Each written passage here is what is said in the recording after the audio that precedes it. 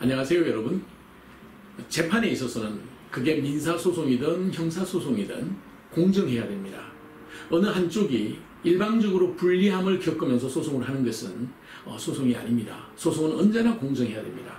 소송이 공정하려면 무엇을 먼저 해야 되겠습니까? 소송이 공정하려면 가장 중요한 게 무엇이겠습니까? 바로 증거입니다. 그 부분에 대해서 한번 생각해 보겠습니다.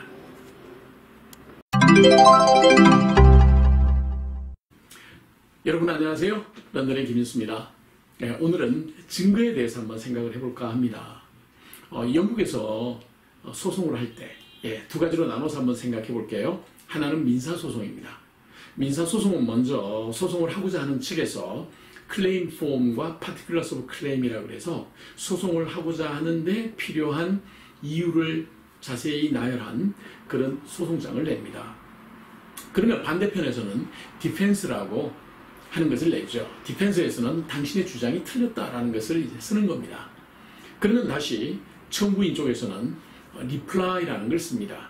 그래, 디펜서, 네가 디펜스를 이렇게 반응을 했지만 내가 보기에는 이런 내용은 잘못됐어 하고 또 한 번 더 연락을 주는 거죠. 자, 이 과정이 끝나면 그 다음 법원이 개입을 합니다.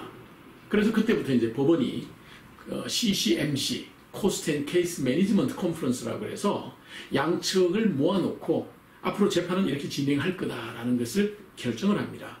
그 CCMC에서 결정되는 첫 번째가 뭐냐면 도큐먼트 익스체인지라고 해서 증거가 될 만한 서류들은 언제까지 교환해라. 그래서 그 교환하라고 하는 날까지 서류를 교환해야 되는데 만일 교환을 안 했다고 해봅시다. 그러면 교환하지 않은 서류는 증거로 사용할 수 없습니다. 그래서 내가 서류를 빠뜨렸네 이런 경우가 생기면 어플리케이션을 넣어서 법원의 허락을 받아야 되는데 그 비용이 엄청나게 듭니다. 적게 들어도 8,000파운드에서 10,000파운드 정도 들고요. 한 1,600만 원 정도 들고요. 많이 들면 한 2만 파운드 정도 듭니다. 2만 파운드면 얼마쯤 되나요? 한 3천만 원? 서류 하나 빠뜨렸다가 뒤늦게 집어넣는데 그렇게 애를 먹습니다. 그리고 나면 그 다음 위트니스 스테이트먼트를 익스체인지해라. 즉 증언서를 교환하게 합니다. 아무나 불쑥 법원에 나와서 내가 봤는데요, 내가 알고 있는데요 하고 이렇게 얘기하는 증언은 영국 법원에서는 인정하지 않습니다. 일단 서면으로 증언서가 법원에 들어와야 됩니다. 그리고 상대편에게도 주어져야 되고요. 그리고 그 증언서에 있는 내용에 대해서 질문을 통해서 사실인지 아니면 거짓인지 여부를 밝혀내는 겁니다. 그렇게 해서 도큐먼트 익스체인지와 위트니스 스테이트먼트 익스체인지, 즉 증언 자료와 그리고 증언서가 교환이 되고 나면 그 다음 이제 트라이얼이라고 해서 재판을 합니다. 그 재판은 여러분들이 영화에서 보신 것처럼 판사님을 두고 양측의 바리스터들이 서서 그 뒤에 솔리스터들과 그리고 재판 관련된 사람들이 서서 또는 앉아서 신랄하게 재판을 하는 거죠. 그 재판의 목적은 뭐냐면 누구의 증언이 맞는지를 찾아내는 겁니다. 그렇게 해서 판사님이 보시기에 어느 쪽의 증언이 51% 이상의 정직성과 확률을 갖고 있느냐를 확인하면 그쪽이 소송을 이기는 겁니다. 자, 그러면 형사소송은 어떻게 될까요? 제일 먼저 경찰이 수사를 합니다. 이 범죄는 분명히 국익에 도움이 되지 않는다. 퍼블릭 인트레스트, 즉 모든 공공의 이익에 도움이 되지 않는다. 그러면 꼭 재판을 해야 되겠다.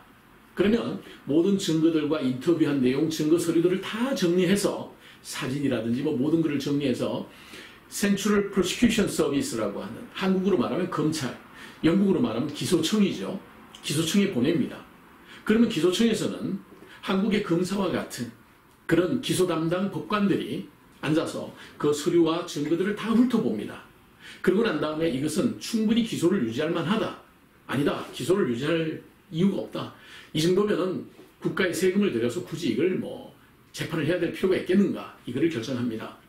그래서 기소의 의미가 없는 것은 그냥 기각해서 끝내버리고요. 그 자리에서 기소를 했을 때 효과가 있겠다라고 하는 것은 그 증거들을 모두 다 모아서 그 피고인에게 보냅니다. 그리고 그 피고인은 그 증거 자료를 가지고 변호사를 만나서 자신을 방어할 준비를 합니다. 자, 그런 다음에 이제 법정에서 재판을 하는 거죠. 당연히 중범죄인 경우는 크라운 코트에서, 경범죄인 경우는 매지스트레이트 코트라는 데에서 재판을 하게 됩니다. 여러분 여기서 보셨지만 증거는 사전에 충분히 교환되어야 되고, 그리고 어느 쪽이든 증거를 숨겨서는 안 됩니다. 그리고 주어진 증거만 가지고 재판을 합니다. 그래서 이 증거 제출해야 되는 시기에 제출되지 않은 증거를 갑자기 가지고 나와서 재판을 하겠다 그러면 그 재판은 인정되지 않습니다. 근데 대한민국에서는 형사소송을 하는데 검찰들이 증거를 제출하지 않아요. 상대편 피고인 측에다가 주질 않아요. 세상에 이런 일이 있을 수 있습니까? 아니 증거 자료도 보지 못하고 소송을 한다는 게 과연 가능한 얘기냔 말입니다. 이거는 상대편 손 묶어놓고 그냥 패는 거와 다를 게 뭐가 있습니까? 가장 무식하고 가장 뭐라 그럴까요? 불공정한 그런 재판이 대한민국에서 행해지고 있다는 겁니다. 증거조차도 숨기고 때에 따라서는 증거를 검사가 아예 제출도 하지 않고, 영국에서는 검사가 주어진 증거가 불리하다고 해서 제출하지 않았으면 그 검사 목 날라갑니다. 한국에서 날려야죠. 이제 그런 무식한 검사들 좀 날려버려야 됩니다. 증거는 공평하게 모든 게 다 공개돼야 되고 모든 게 다 양측에 주어져야 됩니다. 그래야 공정한 재판을 할 수 있습니다. 제가 한국에서 전해져 오는 뉴스를 들으면서 처음에는 설마 했습니다. 아니 증거도 공개하지 않고 증거도 상대편에게 피고인에게 주지 않으면서 무슨 재판을 합니까? 말도 안 된다라고 생각을 했죠. 증거는 당연히 먼저 주고서 재판 전에 주고서 시작하는 게 재판인데, 그래서 최근에 알게 된 사실은 대한민국 사법 개혁해야 됩니다. 절차법도 엄청 고쳐야 됩니다. 특히 증거에 있어서는 꼭 고쳐야 됩니다. 이 점 한 번쯤 되돌아봐 주시기 바랍니다.